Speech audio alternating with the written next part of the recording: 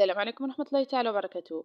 فالحكومة تقول بأن هناك حوالي 2.5 مليون متقاعد يستفيدون من رواتب تقاعد، منهم حوالي 700 ألف متقاعد يستفيدون من رواتب تقاعد نسبي، وهناك أكثر من 800 ألف متقاعد يستفيدون من رواتبهم باعتبارهم كانوا ضمن الموظفين القطاع العمومي. وبالتالي فإن الصندوق الوطني للتقاعد يصرف أكثر من 1000 مليار دينار لتغطية التكلفيات وزيادة السنوية على الرواتب تقاعد، والتي تقدر بحوالي 2.5%، وهي ربما الأضعاف عالمية.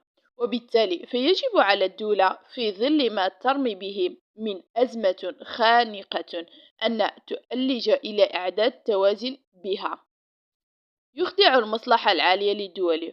ولكن في المقابل فإن إحصاءات صندوق النقد الدولي الرسمي تقول بأن الحكومة تخسر حوالي 10 مليار دولار من أموالهم نتيجة الفساد المالية والاقتصادية الذي ينخر قطاعات كثيرة، بدلا الطمع في الرواتب من أفنوا حياتهم في خدمة دولتهم، فإن عليهم القضاء على الفاسد. وبالتالي وفقا لنفس الإحصاءات الصندوق سيرتفع الدخل بالنسبة 40% في وستكون هناك أموال إضافية لتمويل الخزينة دون عنوان لمدة